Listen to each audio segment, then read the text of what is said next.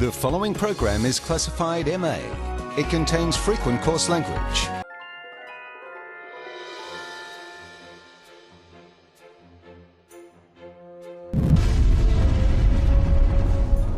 A Hat in Time was released late 2017 by Gears for Breakfast, a small indie team based in Denmark. According to their website, they managed to get 10 times the amount of their initial funding goal. Most likely due to timing and size, A Hat in Time went under the radar, and I only heard about it through a video made by Gameranks. Despite this, a quick Google search shows that it reviewed extremely well, earning 10 out of 10 reviews. Now, because I can do whatever I goddamn well please, I'm going to talk about why I even bought this game. Their community manager, Elegant Sarah, is a streamer I used to watch quite regularly. I recently discovered still one of my Twitch mods 2 years later. Now, despite a certain grievance with Nightbot deciding the word dinkum should be banned, it was a damn good stream. It's because of this fact that I decided to buy and review this game. I'd like to take a moment of silence for the necessary evil of Elegant having to make a stream PG-13+.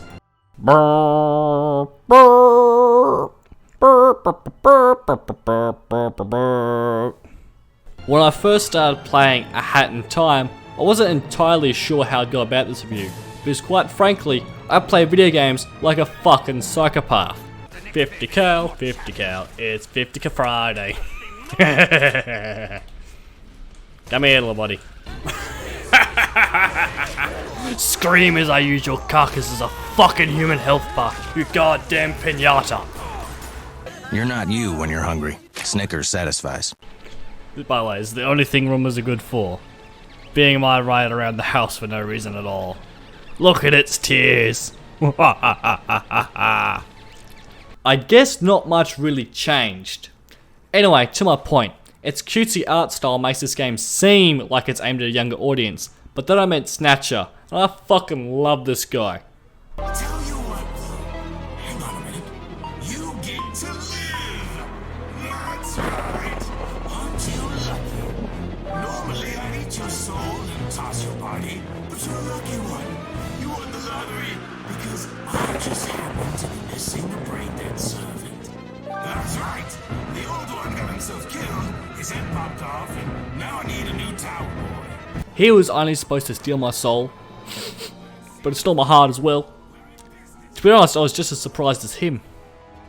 And that was when I realized I could do whatever the fuck I wanted with this script, because this is definitely aimed at adults. If you don't believe me, just listen to this talking noose. I wouldn't mind being strapped around a cute neck like yours. I would be honored to be the one who squeezes the life out of you. Now that I've gotten Tone out of the way, let's talk about the gameplay, which is the cornerstone of any good review. Outside of the hats, it's a basic platformer. It has double jumps, the classic wall run climb that you saw from games like Ratchet & Clank, and a lunge feature to get you just a little bit further. What this allows is a decent variety in level and exploration design that, when done right, makes sections difficult enough that takes mastery of the controls and good timing to complete them. The hat adds a lot of variety to how these levels are designed and how you approach them, as well as being pretty damn fun. I'll run you through them real quick. You start off with a top hat that acts as a compass to help you find where the timepieces you're supposed to be looking for are. You only really use this if you decide to go wandering and now have no idea where the hell you are. This is pretty rare since although these maps have a lot to do, they are densely made so the area is pretty small. The next hat you earn is the Sprint hat, which is basically a golfer hat that allows you to run across the map and makes you automatically do a long jump. Honestly, I barely used this hat until I got the Scooter Badge. I kinda went a bit crazy with it after that.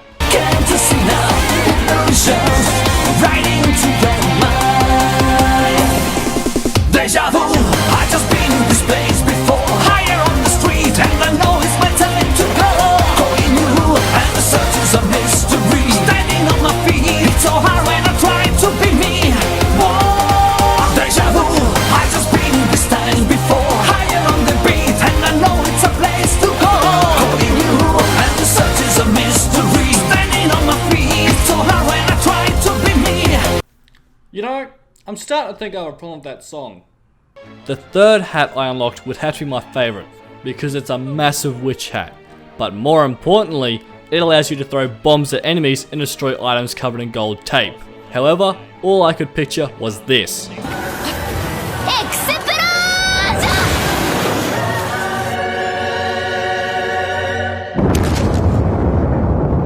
Explosion.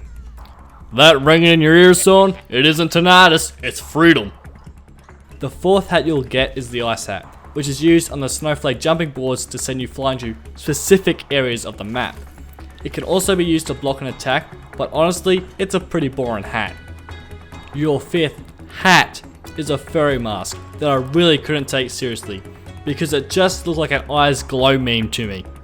When she's extra thick! This hat adds a bit of skill to the platforming, because it turns green holograms into physical platforms for you to jump across, and allows for you to go through purple objects, which is used for some collectibles and puzzles later in the game. The sixth and final hat is the Top's Time hat, which has this description: death is inevitable. Your time is valuable. Press key to slow down time. Again, this game isn't for kids. Technically, this hat is optional, since if you do all previous missions and time rifts, you can skip the entirety of Alpine Skies and finish the final boss fight. I wouldn't suggest this, since the time stop hat can help with some platform sections and boss fights if your sense of timing's off. Then again, all I could hear in my head was a brief note before I move on to badges. There are two costumes for Hat Kid, a Sherlock Holmes inspired outfit and a marching band leader, but they are only found their respective levels, which is a little disappointing, but there's always the active modding community if you want to change up your style. Badges are an addition to your hat that add extra abilities. You start off only able to equip one badge at a time, but you can buy 2 pins to allow you to equip 3 badges in total. There's 10 badges in the base game. Some are more useful than others. If you're having a hard time for platforming, you can equip the Hover Badge and No Blink Badge. The Hover Badge will prevent fall damage, while the No Blink Badge will allow you to run up a wall that you headbutted instead of just falling. The Faster Hatter Badge allows for a faster recharge rate, which is really useful for sections where you need to use the furry mask or throwing explosives. There's a Camera Badge, which is used for taking pictures of yourself or the environment, and is often used by players far more creative than me to see a platforming puzzle in its entirety and thus work it out. I'm a trial and error kind of guy. The Laser Badge allowed me to unleash my inner Goku on enemies. Kami, Hami, go fuck yourself!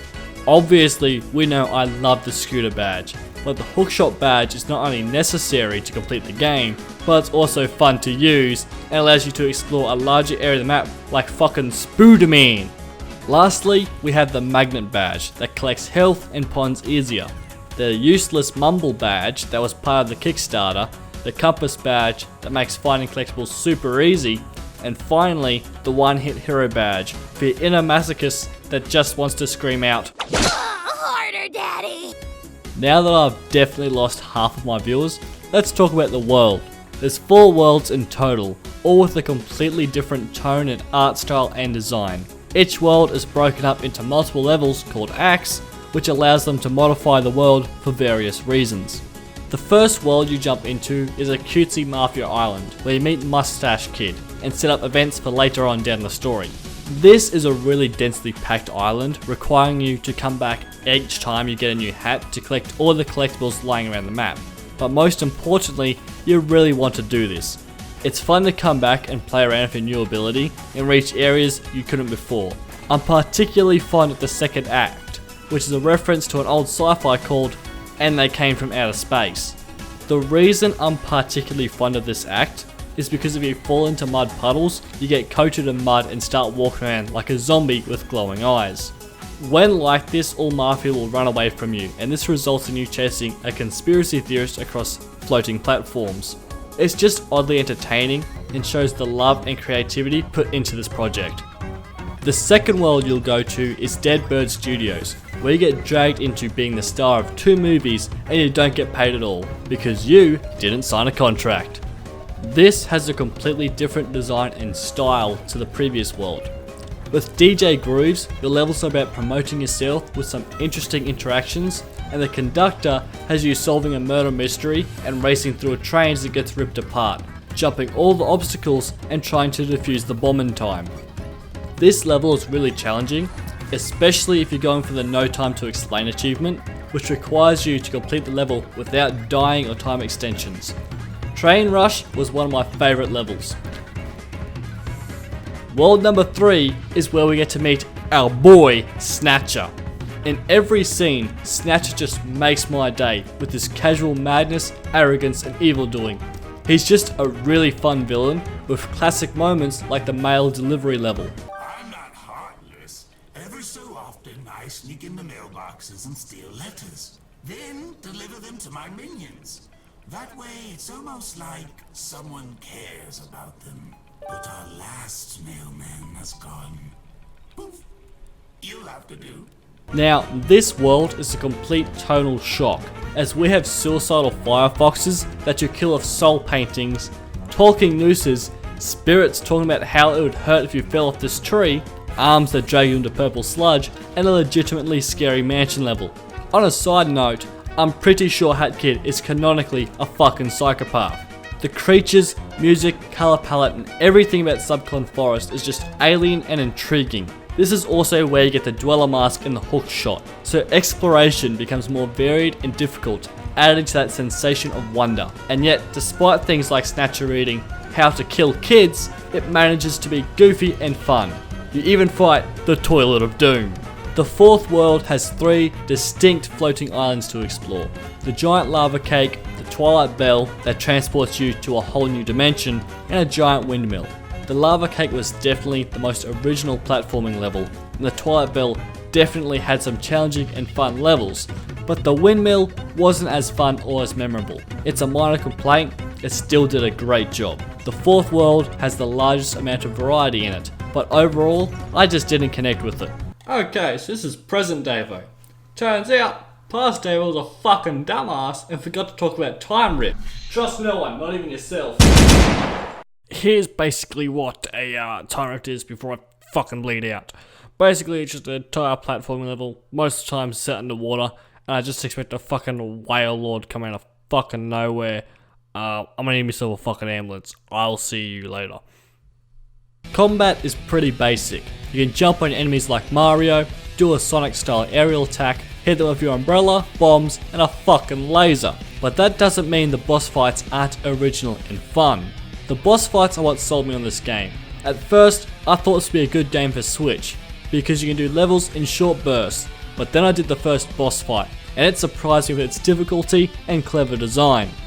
There's a section where the Mafia boss creates a Mafia ball, and I couldn't work out how to hit him while I was on top of it.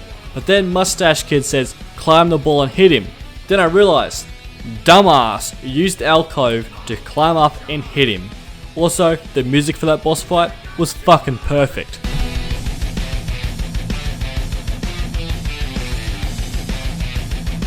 I'm going to bring up Snatcher again, because in his boss fight he takes off your hat, which not only shows you how much of a threat he is, but also makes you learn how to use the goddamn controls. Up until this point, I had been using the scooter badge to dodge enemy attacks, and this made me have to pay closer attention to attacks and make good use of my now limited movement. I may or may not have been listening to The Contract Has Expired song on repeat while I wrote this script. It's a fucking banger!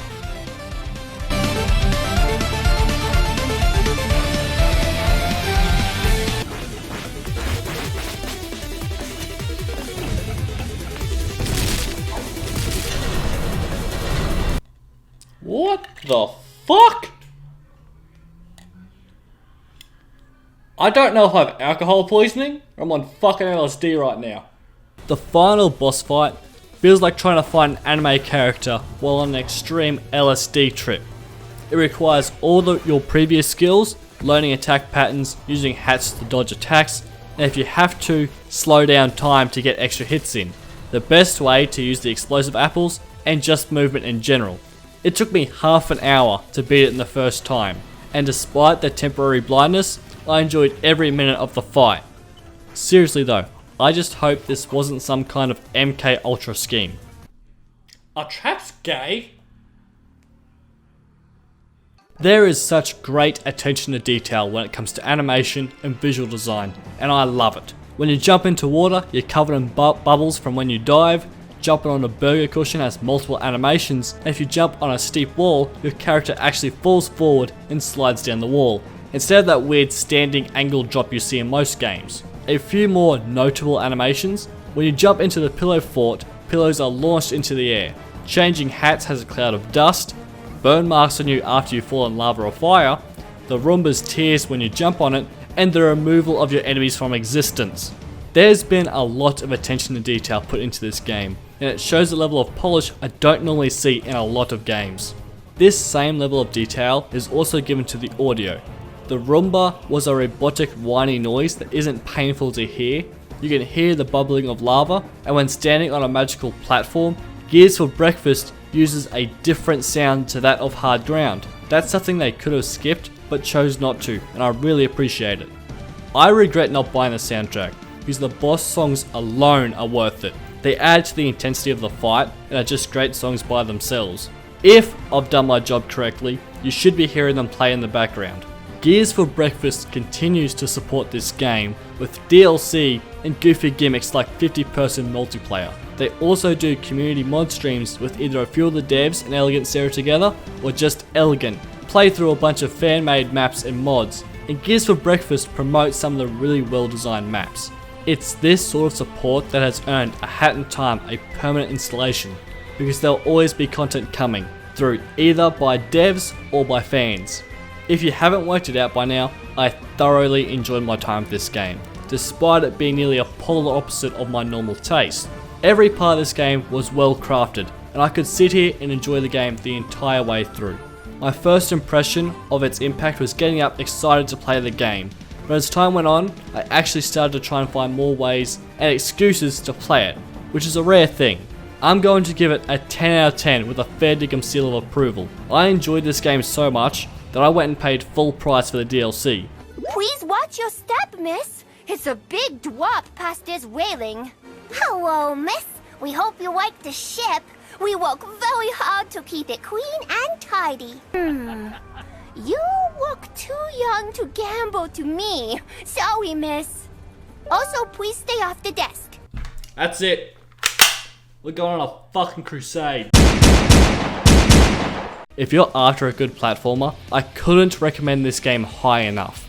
Thank you for watching. I really appreciate it. Consider sharing this video, as it not only helps me out, but also helps the devs, since viewers can get a solid grasp of what this game is. I'd also like to take a moment to say, great fucking job in this game, Gears for Breakfast. The amount of detail you put in, I really appreciate it. It's fucking phenomenal how much polish is in this game. I only had a couple of glitches. Also, Elegant Sarah, you're a fucking great streamer and a great community manager, so keep that up. This is Fair Dinkum Dave out. Have a good one.